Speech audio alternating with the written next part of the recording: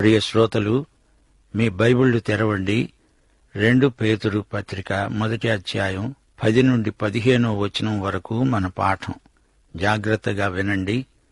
సహోదరులారా, మీ పిలుపును ఏర్పాటును నిశ్చయము చేసుకోవడానికి మరీ జాగ్రత్త పడండి. మీరు ఇట్టి క్రియలు చేసేవారైతే ఎప్పుడునూ తొట్టిల్లరు. అలాగున మన ప్రభువు రక్షకుడు అయిన యేసుక్రీస్తు యొక్క నిత్య రాజ్యములో ప్రవేశము మీకు సమృద్ధిగా అనుగ్రహించబడుతుంది. కాబట్టి మీరు ఈ సంగతులను తెలుసుకుని మీరంగీకరించిన సత్యమందు స్థిరపరచబడి ఉన్నను వీటిని గూర్చి ఎల్లప్పుడూ మీకు జ్ఞాపకము చేయడానికి సిద్ధముగా ఉన్నాను. మన ప్రభువైన యేసుక్రీస్తు నాకు సూచించిన ప్రకారము నా గుడారమును త్వరగా విడిచిపెట్టవలసి వస్తుందని ఎరిగి, నేను ఈ గుడారములో ఉన్నంతకాలము ఈ సంగతులను జ్ఞాపకము చేసి మిమ్మును రేపటం న్యాయమే అని ఎంచుకుంటున్నాను. నేను మృతి పొందిన తరువాత కూడా మీరు నిత్యము వీటిని జ్ఞాపకము చేసుకొనున్నట్లు జాగ్రత్త చేస్తాను. ప్రియ శ్రోతలు, వింటున్నారా? భక్త పేతురు మాటల్లో ప్రతి ఒక్కటి ఎంతో భావగర్భితమైనది. క్రైస్తవ ఎదుగుదల ఎంతవరకు చేరుతుందో పేతురు చూపుతున్నాడు. ఆధ్యాత్మిక హ్రస్వదృష్టి ప్రమాదకరం. అందుకే మన పిలుపును ఏర్పాటును నిశ్చయం చేసుకోవాలి. ఈ విషయంలో విశేష జాగ్రత్త వహించాలి. పూర్ణ జాగ్రత్త గలవారై ఆధ్యాత్మిక వనరులను పూర్తిగా వినియోగించుకోవాలి. అనుభవ జ్ఞానం, చురుకుతనం ఉండాలి. ఫలభరితమైన జీవితం పరిశుద్ధాత్మ వల్ల మనకు సిద్ధిస్తుంది. మన పిలుపు ఏర్పాటు ఎంత నిశ్చయమైనవో అందరికీ తెలియాలి. అలా ఉంటే మీరెన్నడూ తొట్టిల్లరు. యేసుక్రీస్తు యొక్క నిత్య రాజ్య ప్రవేశం మీకుంది. నూతన జన్మ పొందినప్పుడే విశ్వాసి ఆత్మరీతిగా దేవుని రాజ్యంలో ప్రవేశించిన వాడవుతున్నాడు.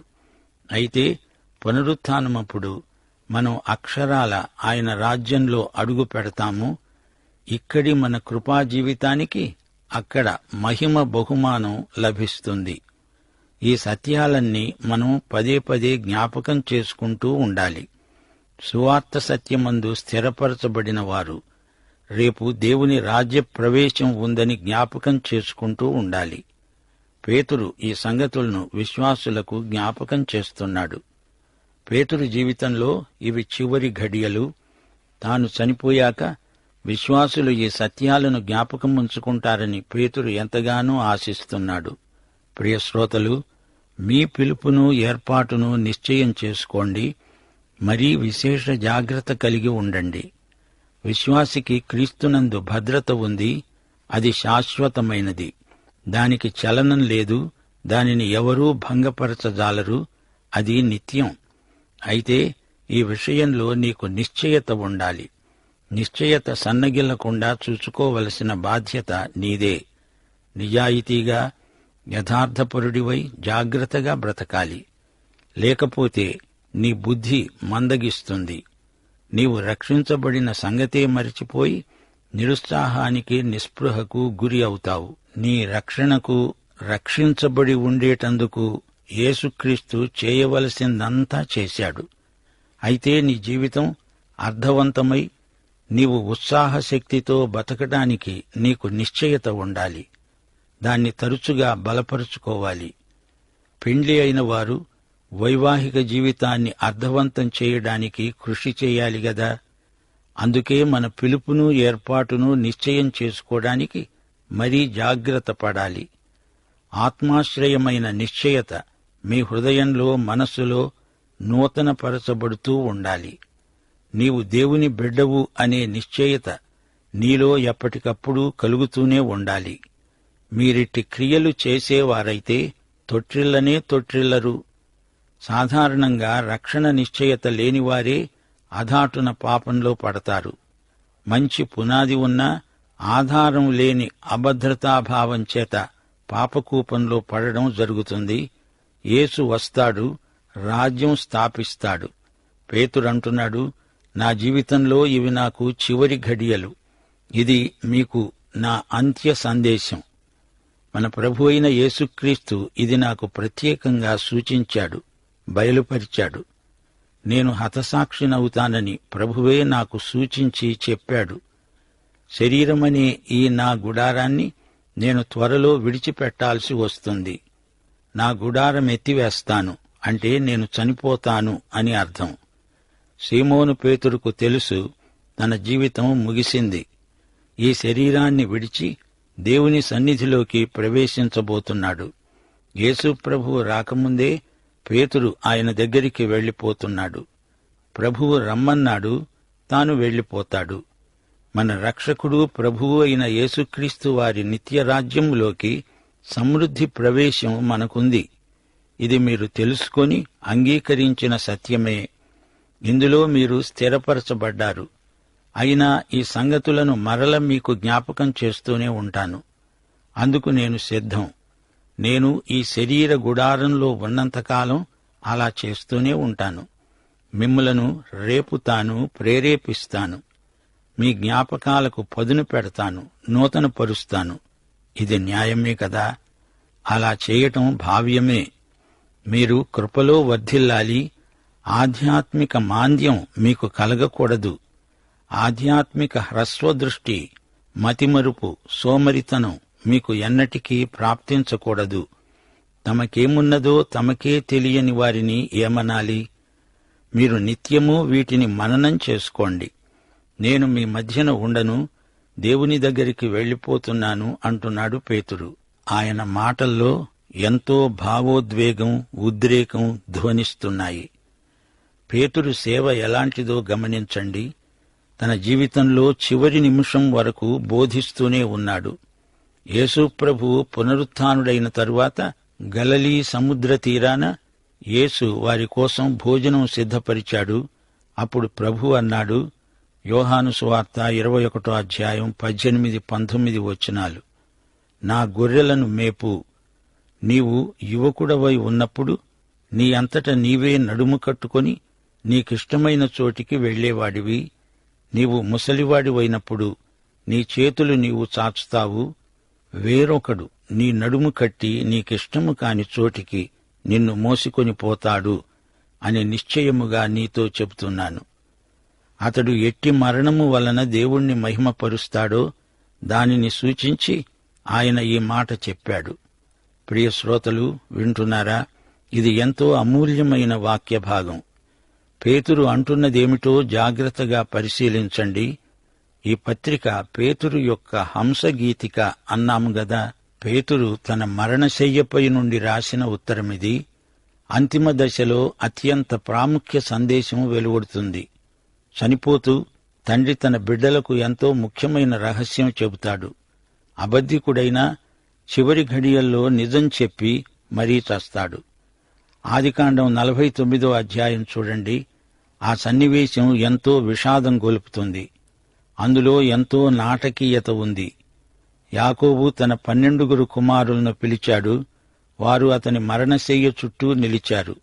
వారిలో ప్రతి ఒక్కరిని గురించి యాకోబు ప్రవచనాలు పలికాడు. అతని నోట వెలువడిన ప్రవచనాలన్నీ నెరవేరాయి. అలాగే మోషేను చూడండి. తాను వాగ్దాన భూమిలోకి ప్రవేశించబోవటం లేదని అతనికి తెలుసు. మోయాబు దేశమందలి నెబో కొండపై అతడు చనిపోతాడు. ఇశ్రాయేలు 12 గోత్రాలను ఉద్దేశించి అతడు ప్రవచనాశీర్వాదాలు పలికాడు. యాకోబు చేసినట్లే మోషే చేశాడు. తన జీవితంలోని చిట్ట చివరి ఘడియల్లో మోషే పలికిన ప్రవచనాలు ఎంతో ముఖ్యమైనవి, అమూల్యమైనవి. అలాగే యెహోషువ తన అవసాన కాలమందు అతడు ఇశ్రాయేలు గోత్రాలన్నిటినీ సమకూర్చాడు. తన అంతిమ సందేశం వారికి బోధించాడు. దేవుణ్ణి వెంబడించండి అంటూ వారిని హెచ్చరించాడు. యెహోషువ వారికి తన సాక్ష్యం వినిపించాడు. నేను నా ఇంటివారు యెహోవానే సేవిస్తాము. యెహోషువ గ్రంథం 24వ అధ్యాయం 15వ వచనం. దావీదు మరణశయ్యపై నుండి తన కుమారుడైన సొలొమోనుకు అంత్య సందేశమిచ్చాడు. దావీదుకు సొలొమోను కంటే అబ్షాలోము మీద ప్రేమానురాగాలు ఎక్కువ. అబ్షాలోము అప్పటికే హతుడయ్యాడు. అందుచేత సొలొమోనును దగ్గరికి పిలుచుకున్నాడు. నా కుమారుడా, లోకులందరూ పోవలసిన మార్గమున నేను వెడుతున్నాను. నీవు దేవాలయాన్ని నిర్మించాలి. ఇశ్రాయేలు అంతా నీకు తోడ్పడతారు అని చెప్పి దావీదు కన్ను మూశాడు. ఇక కొత్త నిబంధనలోకి రండి. చివరి పస్కాను ఆచరించడానికి యేసు ప్రభు యెరూషలేముకు వచ్చాడు. మేడగదిలో తన శిష్యులతో ప్రభువు తేటగా మాట్లాడాడు. తాను శిలువపై చనిపోవలసిన ఘడియ వచ్చింది. అప్పుడాయన శిష్యులకు చెప్పిన మాటలు ఎంతో అమూల్యమైనవి. తాను శరీరముతో ఉండగా పలికిన చివరి మాటలు. యేసు చనిపోయి తిరిగి సజీవుడై లేవకముందు ఆయన వారికిచ్చిన అంత్య సందేశం. అది వారికందరికీ ఉద్రేకభరితమైన సన్నివేశం. 2 తిమోతి పత్రికలో పౌలు తిమోతికి తన ఆధ్యాత్మిక కుమారునికి చిట్ట చివరి సందేశం రాశాడు. మరణకాలం సమీపించింది.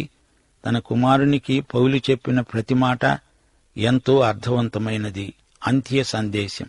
పౌలన్నాడు, నేనిప్పుడే పానార్పణముగా పోయబడుతున్నాను. నేను వెడలిపోయే కాలము సమీపమై ఉన్నది. మంచి పోరాటం పోరాడాను. నా పరుగు కడముట్టించాను. విశ్వాసమును కాపాడుకున్నాను. ఇక మీదట నా కొరకు నీతి కిరీటము ఉంచబడి ఉంది. ఆ దినమందు నీతిగల న్యాయాధిపతి అయిన ప్రభువు అది నాకు మాత్రమే కాకుండా తన ప్రత్యక్షతను అపేక్షించే వారికందరికీ అనుగ్రహిస్తాడు. 2 తిమోతి పత్రిక పౌలు పాడిన హంసగీతిక అని చెప్పవచ్చు.